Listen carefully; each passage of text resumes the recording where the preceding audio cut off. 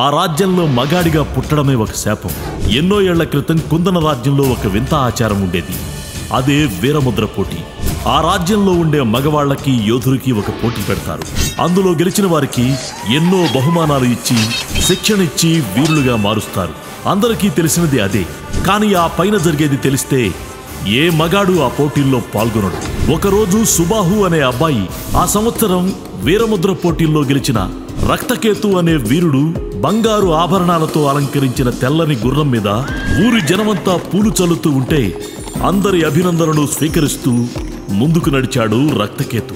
అది చూసిన సుబాహుకి తాను కూడా వీరముద్ర పోటీల్లో పాల్గొని శిక్షణ పొంది గొప్ప వీరుడు కావాలని అనుకున్నాడు. ఆ ఆశ పుట్టడమే ఆలస్యం. సుబాహు రక్తకేతుడి దగ్గరికి వెళ్ళి, నేను కూడా మీలాగే వీరముద్ర పోటీల్లో పాల్గొని శిక్షణ పొంది వీరుణ్ణవుతాను. ఆ మాటలు విన్న రక్తకేతు, నువ్వు ఎప్పటికీ వీరుడివి కాలేవు అన్నాడు.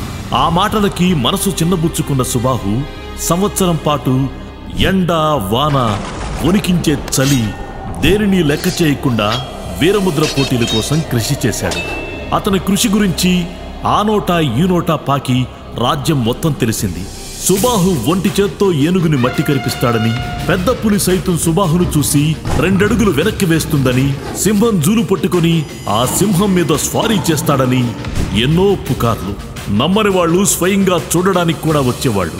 సుబాహు వాళ్ల చూపులకు, వాళ్ళు చేసే కరతాళ ధ్వనులకు పులకిస్తూ రెట్టించిన ఉత్సాహంతో వీరముద్ర పోటీలకు కృషి చేసేవాడు. తన పిడికిళ్లతో రాళ్లను కొట్టి పిండి చేసేవాడు. కత్తెత్తి తన చుట్టూ ఉన్న వాళ్ళకి సున్నం పూసిన రాళ్లిచ్చి తన వైపు విశ్రమని చెప్పేవాడు. ఒక్క రాయి తన ఒంటికి తాగితే 10 వరహాలు ఇస్తాను అని చెప్పేవాడు. 4 కాస్త 40 మంది అయ్యారు. 40 కాస్త 100 మంది అయ్యారు. అయినా కూడా ఏ ఒక్కరూ కూడా ఆ 10 వరహాలు గెలుచుకోలేదు. ఎందుకంటే ఏ ఒక్క రాయి తగలకుండా సుబాహు గాలిలో ఉన్న రాళ్లను తన కత్తితో 2 ముక్కలు అయ్యేలా చేసేవాడు. ఏ ఒక్క రాయి అతనికి తగలకుండా చూసుకునేవాడు. ఆఖరికి ఆ రోజు రానే వచ్చింది. వీరముద్ర పోటీలకి సుబాహు వెళ్ళాడు. కానీ ఒక్కసారి ఆ పోటీలకు ముందు రక్తకేతును కలిసి ఈసారి వీరముద్ర పోటీలో తాను విజయవంతుణ్ణి అవుతాను అని చెప్పాలనుకున్నాడు. అందుకే రక్తకేతు దగ్గరకు వెళ్ళాడు. నా పేరు ప్రఖ్యాతలు ఈ రాజ్యం దశ దిశలా పాకాలి. ఈసారి వీరముద్ర పోటీల్లో నేను గెలుస్తాను. నేను కూడా వీరుణ్ణవుతాను. తప్పు చేస్తున్నావు సుబాహు.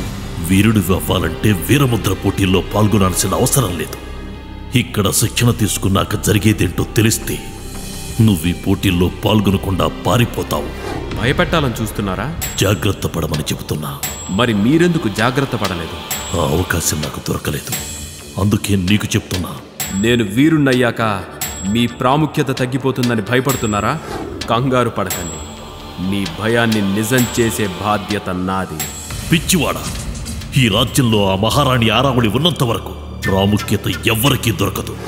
ఆమె సౌందర్యం 200 సంవత్సరాలుగా తగ్గకుండా ఉండటానికి ఆమె చేసే పనేంటో తెలిస్తే నువ్విలా మాట్లాడవు. ఇక్కడ అసలు ఉండవు. ఆవిడ పేరు ఎవ్వరూ పలకూడదు. మహారాణి అని కానీ లేదా దేవత అని మాత్రమే అనాలి. లేకపోతే ఏం చేస్తుంది? చంపేస్తుందా? ఇలా బ్రతకడం కంటే చావడమే మంచిది.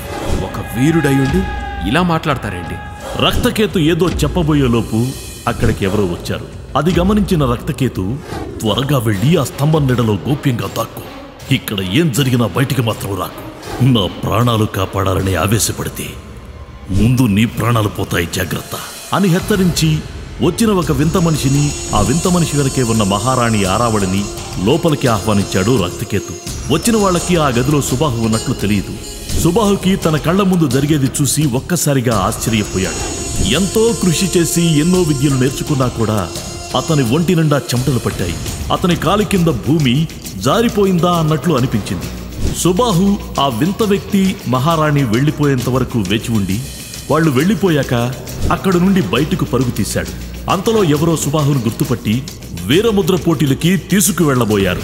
సుబాహు మాత్రం వాళ్ళందరినీ తప్పించుకొని వీరముద్ర పోటీల నుంచి తప్పించుకోవాలని ప్రయత్నించాడు.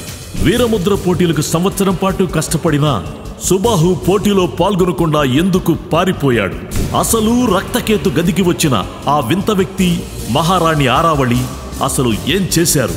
అది చూసి చెమటలు పట్టేంతలా సుబాహు ఎందుకు భయపడ్డాడు? 200 సంవత్సరాలుగా ఆరావళి అందం తగ్గకుండా అలాగే ఉండటానికి అసలు కారణం ఏంటి?